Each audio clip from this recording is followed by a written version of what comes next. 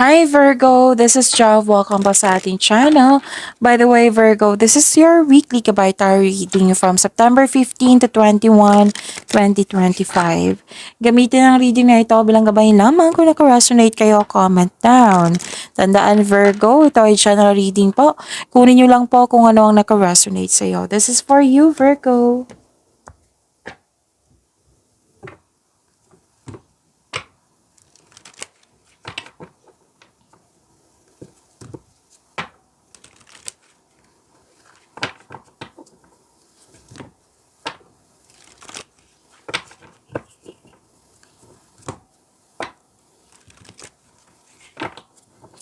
Para po ito sa iyo, Virgo.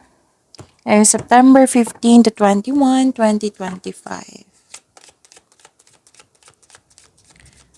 Maraming salamat po sa inyong patuloy na suporta. Sa mga nag-donate, sa mga hindi nag-skip ng ads, maraming salamat po. Sa mga hindi pa nag-subscribe, subscribe na po kayo at click bell notification para malaman nyo na may bago tayong video. Para sa mga gusto magpa-reading, comment po kayo ng personal reading. Again, comment kayo ng personal reading and check my reply sa comment section.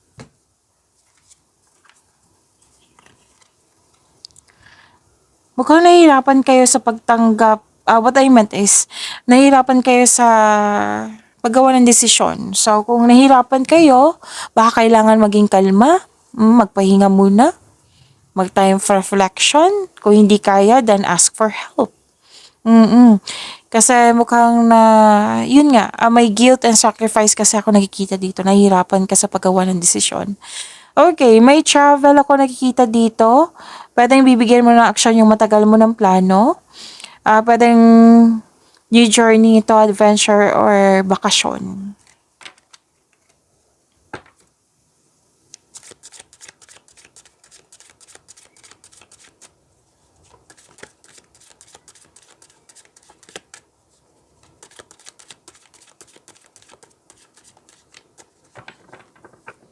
Energy po ni Virgo.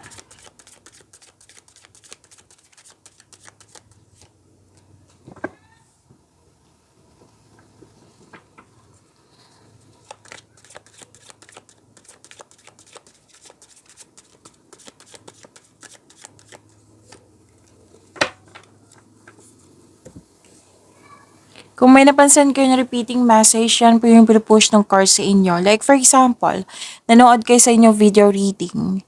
Oo, nanood kayo sa inyong video reading, sa monthly Kabaitar reading, sa daily Kabaitar reading, at dito 10 sa inyong weekly Kabaitar reading. At may napansin kayo na repeating message. Yan po yung pinupush ng cards nyo na kailangan yung bigyan ng atensyon, solusyon, at aksyon kung maaari po.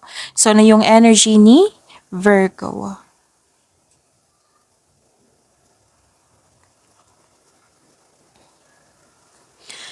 Okay, nakatanggap kayo ng malaking blessings, Virgo, at naging generous kayo. You're sharing resources. Hindi ka madamot. Oo. Ang ilan sa inyo ayaw magtanggap ng tulong o regalo kasi feeling mo, obligado mo rin, yung feeling mo, obligado mo magbigay sa kanila. Oo. So, may iba kasing tao na mahilig magbigay ng tulong o regalo kasi dyan sila masaya. Katulad mo, mahilig magbigay. Oo. So, give back kung kaya mo, may sobra ka. Kung magiging komportable ka sa pagtanggap ng tulong, mas maraming kasaganaan ang dadaloy sa iyong buhay. Kasi ito is, gift from the universe, binigay ito para sa iyo. Pinadaan nito sa isang tao para ibigay ito sa iyo. Pwedeng ikaw nagbigay ng tulong or pwedeng kayo ang nakatanggap. Tulong or regalo. Pwede din malaking pera to ha. Oo. Pwedeng return investment po ito or may magaganap na promotion na makapagbigay sa iyo ng malaking pera.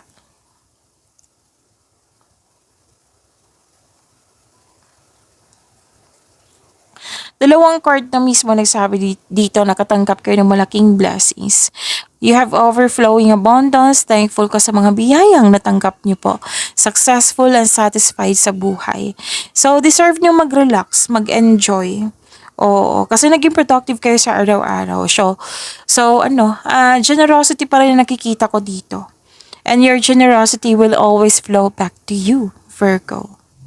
Pwede may natapos kayong proyekto, na satisfied kayo sa completion na ito, o may recognition, yan.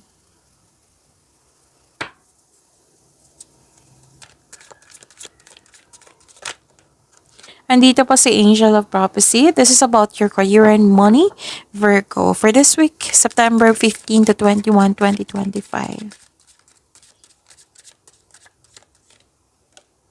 Andito din si Angel of Wisdom.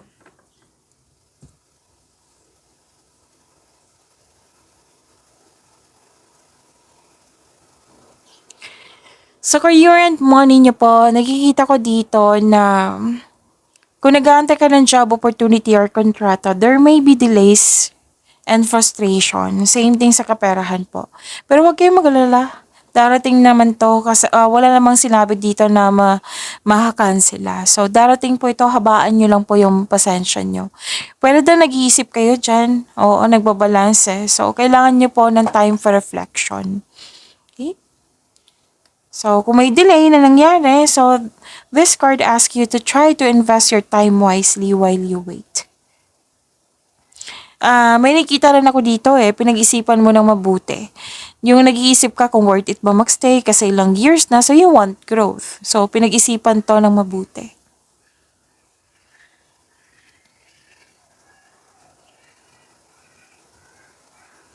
So, you're inspired in action? Oo. Maaaring maging kampante ka sa kung anong sitwasyon ka. And this is also victory, ha? Mahigit pa to sa success. Okay? Nagbibuild ka ng own rules dito. Ang ganda.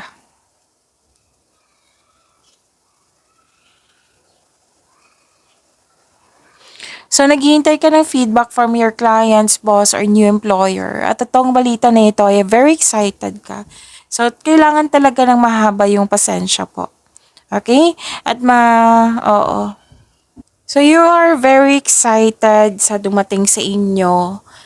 At sabi ng card, huwag magpadalos-dalos. Alamin at isipin ang susunod na hakbang. Gumawa kayo ng konkretong plano para kasi makatulong ito sa pagpalakas ng iyong confidence.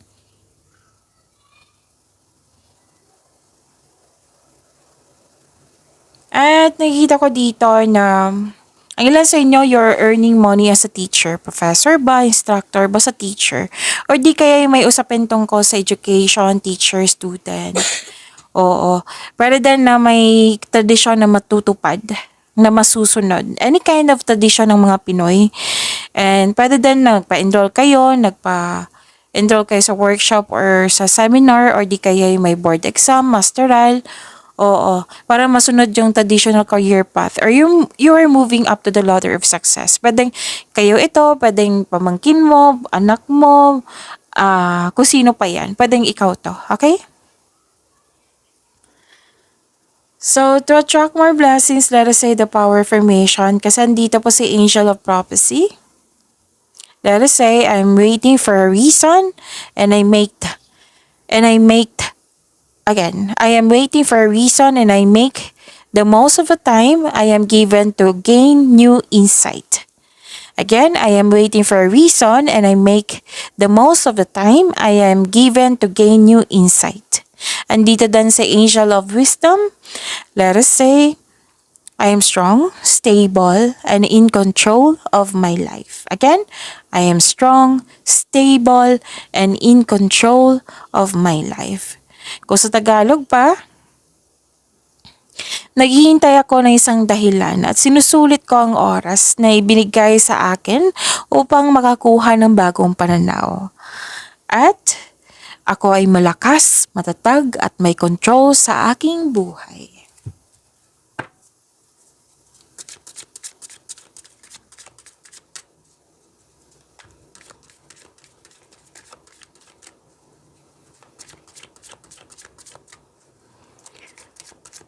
Love life, self-love, partnership, and romance si Virgo ngayong September 15 to 21, 2025.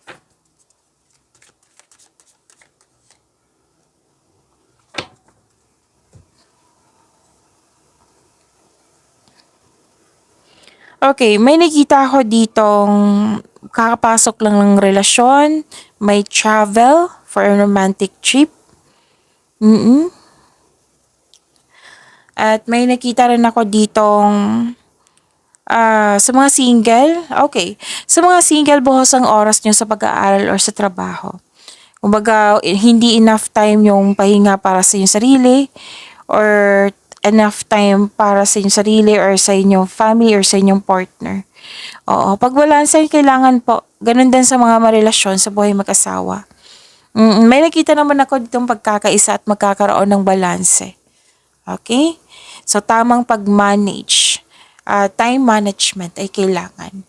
Pag-imani niyo po yung blessings sa binigay sa inyo. Virgo, see you tomorrow. Maraming salamat po.